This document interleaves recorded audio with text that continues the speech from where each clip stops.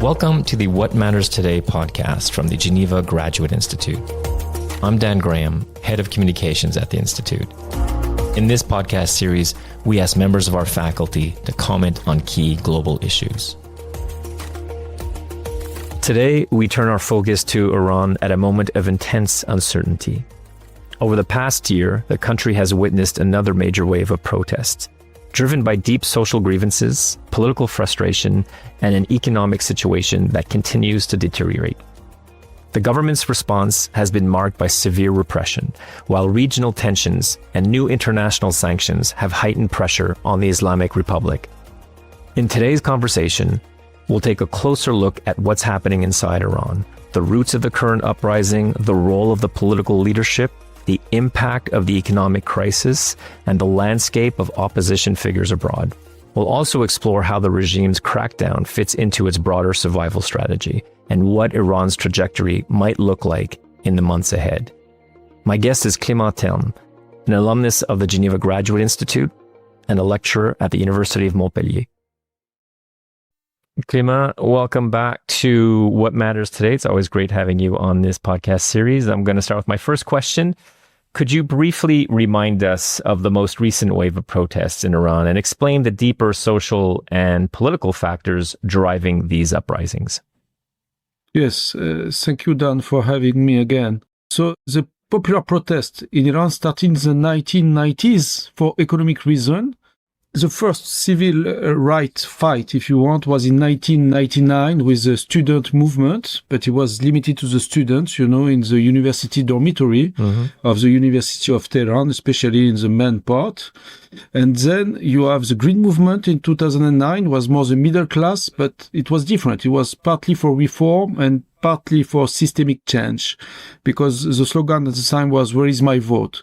Then started the current wave of protests. It's 2017, 2018 during the winter. So at the same time, very similar to what happened this year, but more limited in scope.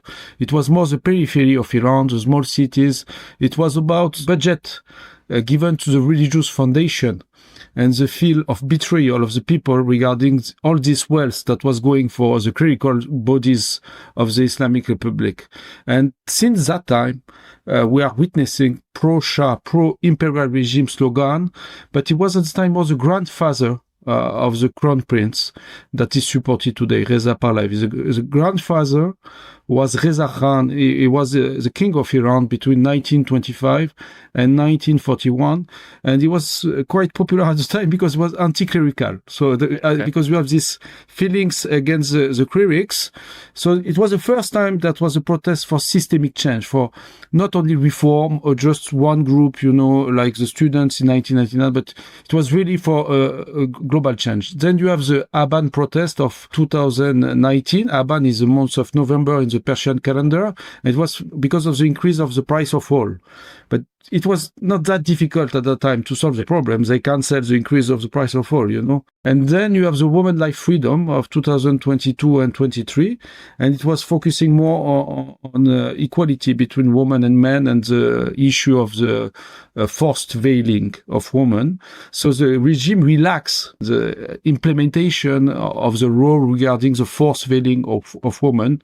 And in the street of Tehran, since that time, you see more than 30% of women not wearing veil, even if it's still mandatory. They became pragmatic in the implementation of the law. But this time is different because it's about an economic change, because the inflation is very high, the currency is falling, and that requires an improvement of the relationship with the US. And this is not acceptable for the supreme leader. So the state has no answer to address, the roots of the anger.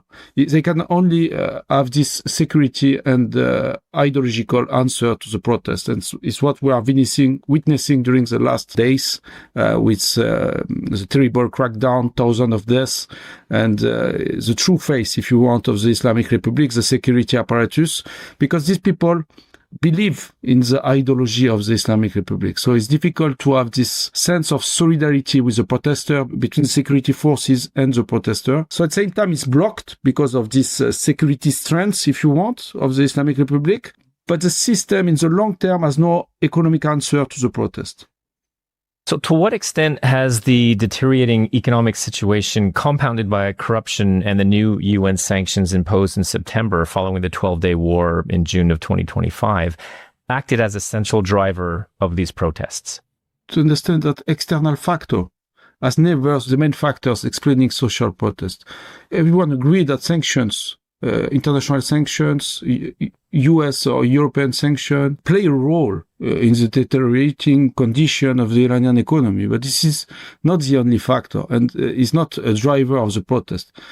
Because the sanction resulted also, from the point of view of the majority of the population, because of the political choice of the system to oppose Israel, to oppose the US, and not to allow the opening of a US embassy in Tehran. So Iran can be only compared to Cuba, because, and even Cuba is different today because President Obama was able to restore diplomatic relations. He was not able to deliver on Iran. So Iran made some choices, that explain the economic situation. So sanctions play a role, of course, in exacerbating these problems, but the drivers are from inside. And the main driver are the crackdown that was practiced by the state, with thousands of people accusing being spy for Israel. So after the war, it was not like a sense of nationalism that appeared in Iran. It was a terrible crackdown on the population and a lot of pressure. So also these protests are a reaction to that crackdown that led to the implementation of sanctions by the UN, because France, the UK and Germany, they gave a chance to the Islamic Republic to negotiate, a deal and to find a way to avoid this perspective.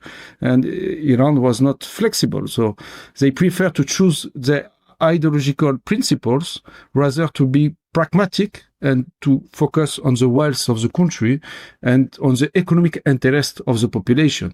And that's the problem that the protesters are expressing today. And the security answer will exacerbate the economic problem. So it's like a vicious circle. There is no solution. More they repress, more the currency will go down, the inflation will go up. And the problem of this perspective is that the lack of resources could lead also to internal division inside the system, because people will have less resource to share between insider of the political system of the Islamic Republic. So that could lead also the economic decline of Iran to a systemic change also from inside. And beyond economic grievances, these protests are also deeply political. Could you explain how the current political system operates and assess the role of Supreme Leader Ali Khamenei at this stage?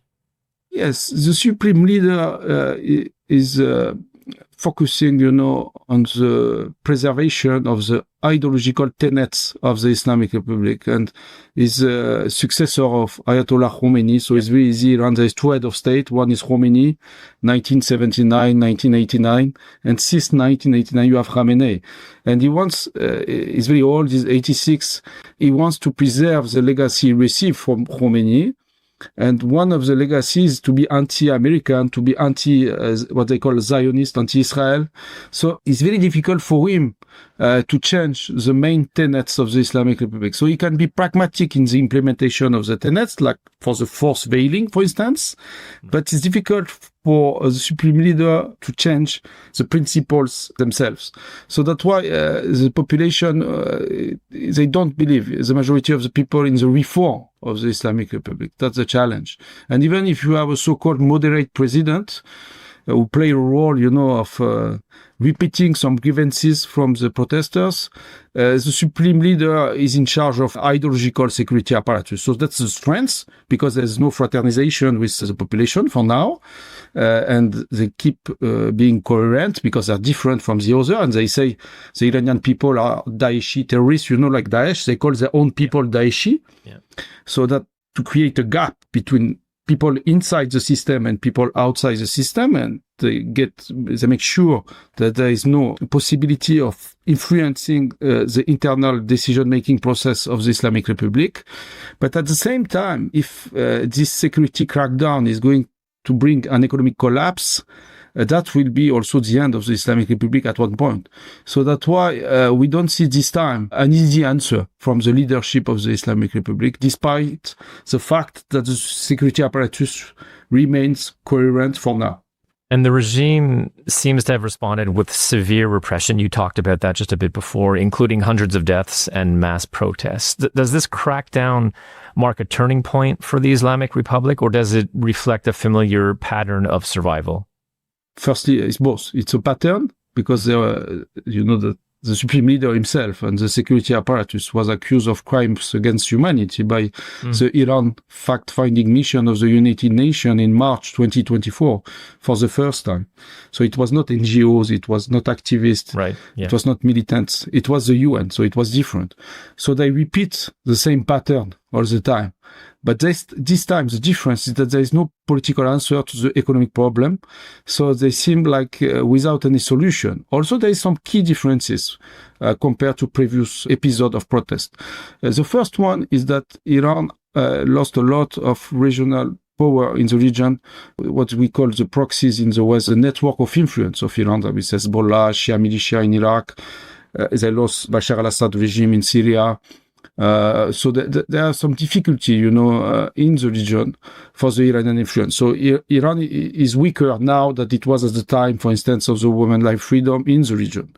Also, after the war of June last year, the fact that the Islamic Republic cannot guarantee to their people stability and not being a war-torn country. This time is not true anymore. So they cannot say to the people, we fail economically, we fail socially, from the education. We have a lot of failures, right, but you don't have wars.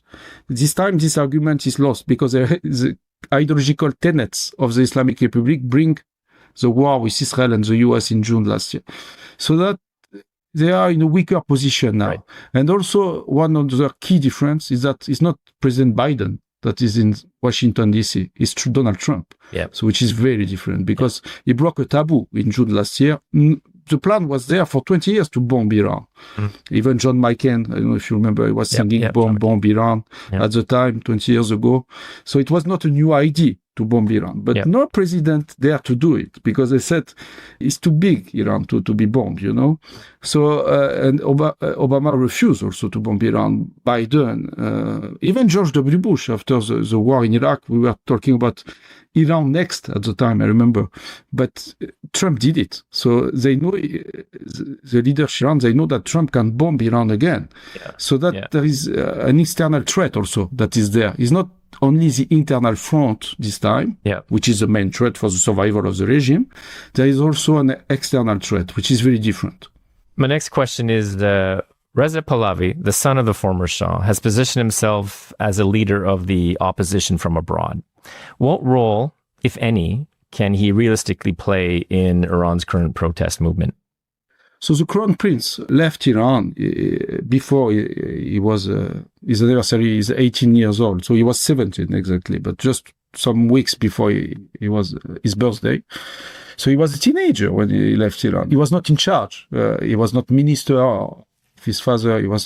He played no role, in the previous regime. So he's quite new. And at the same time, he has a name, so he has a Pahlavi name, which is given the nostalgia in Iran for the Iran before 1979, which is huge among the population inside the country. So it's a mistake to present him, Reza Pahlavi, as someone that will be bring from abroad. And if you look at the success of the channel, in Persian, Iran International, which is the most popular channel inside Iran that Iranian people are watching, is supporting Reza Pahlavi. So, and before it was Manoto, another Persian TV channel that is from abroad also, but people inside are watching and they see the image of Iran before the revolution. So it's like a dream, for women. They can swim in the sea, they can sing, they can dance. So it's something that in the West, people, they don't get it, because they don't know the reality of Iran. But the only thing that exists in the memory, human memory, so people who are old enough to witness this period, so there is less today because it's a long time ago now, and I remember it, the Iran before 1979, and the youth, they're watching the pictures, the movies. They say, this was Iran, the parties, the cabarets, the disco, and even the taxi driver in Tehran, during the last year, saying, now it's mosque, before it was cabaret, Yeah. you could drink it. So there is some nostalgia there, forever, since the first day. This is a strength for it, this nostalgia. Yeah. And this is the only Iran beyond the Islamic Republic that exists in human memory. So it's not that there is other alternative, in human mind. So that is something that we have to understand. This is the historical experience of the country. But the difficulty for him and the main challenge, he has many, but he has one big one, is to transform this nostalgia into a political project. And that brings the problem. Because the left, they cannot stand Reza Pahlavi because they fight, the previous regime. Right. And they fight also the Islamic Republic. So they prepare the ground for the clerics to be successful. They participate to the Islamic Revolution. And after they were eliminated by Ayatollah Khomeini. So he played them, and is what the Shah called the alliance between the red and the black. So the problem of that is that this memory is terrible for them because they were in jail twice, under the Shah and under the Islamic Republic. So they cannot stand the idea of the Shah going back. Right. It's impossible for the leftist groups, but they're stronger outside than inside because if you ask the Crown Prince about the prospect of building a coalition with the left, he will tell you that he can go until the Social Democrats, the right of the left, if you want. Because in the world today, we are witnessing a rise of right-wing nationalism, not only in Iran, but in other countries as well.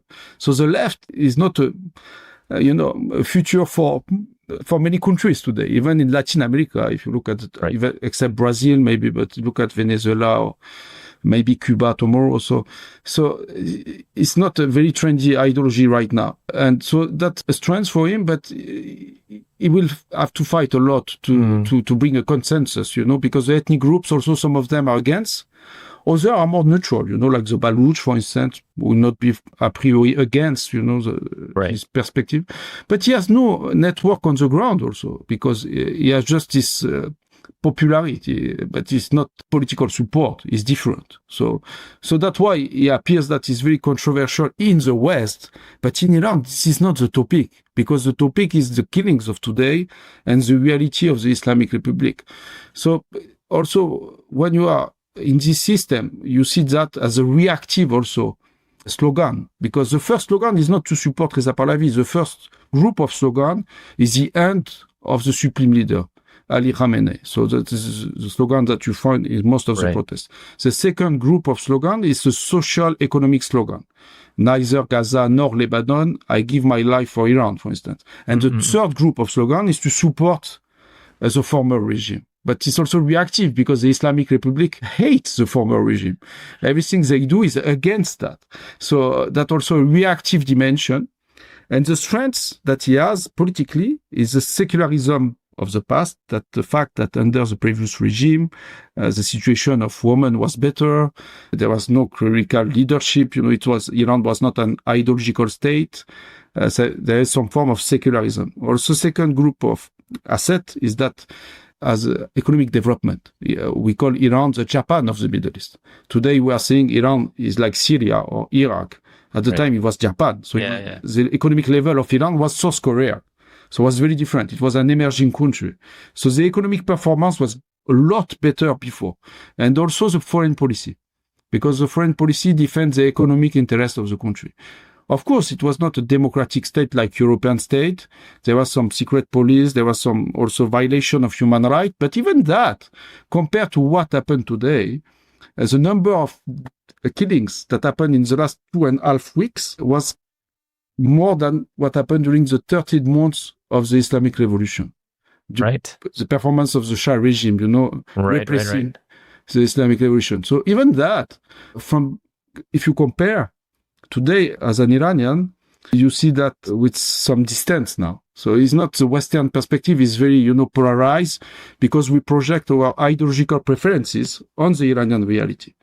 But from the point of view of the people there, that does not mean that it will be successful, because we have very few examples in world history, about restoring monarchy. France knows that. For the 19th century, we have 2 attempts, it failed. But you have the example of restoring monarchy, like Juan Carlos in Spain, and in Cambodia also after the dictatorial system, communist there. So, but it's very few example, and that needs very specific historical conditions. So it's more debate that we have in the West. It's too early for this. If you see the situation today in Iran, it's not going to come back tomorrow. My final question, or questions, because it's two questions wrapped in one. With the United States considering options ranging from additional sanctions to cyber attacks and even military strikes, how do you assess the risk of escalation between Iran and the US? And looking ahead, what are the most plausible scenarios for Iran between now and, let's say, autumn 2026? And what role could Europe play? So for the US, the thing is that the fact that Donald Trump is supporting the protester officially, but it's different. What he's doing is the opposite of Barack Obama, like always. Because Barack Obama, during the Green Movement, he didn't support the Iranian protester. And he offers his regrets after, because he's very smart, Obama. So he thinks about it. And he say, I was manipulated by my Iranian advisor, because he explained that when you see some fight for freedom anywhere, I should have supported it. So in his memoir, in his TV interview, he always say that he made a mistake in 2009. So President Trump is taking the opposite direction, because during the first administration, he was the same. And also, I think the idea is to improve his bargaining, position with the Islamic Republic, and to overcome, the Jimmy Carter syndrome. He's always talking about Jimmy Carter and the operation that failed to save the hostage after the takeover of the Iranian embassy during 444 days in November 1979. So when he decided this operation in June last year, he compared his success to the failure of Carter. And the same in Venezuela again. Even if it's another country, he said that if he would have failed in Venezuela, he could have faced the destiny of Jimmy Carter. So I think he's obsessed by his predecessors. And also he wants to use the military option as a way to pressure the regime, but without facing the economic condition that could create a military intervention, the rise of the price of oil, for instance. So that's why most of the time he's threatening, and after he's retreating. So I'm not sure he will decide a massive military operation. And in his thinking is not regime change. It's just targeted and limited military operation.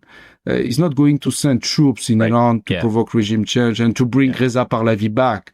So this is not the project.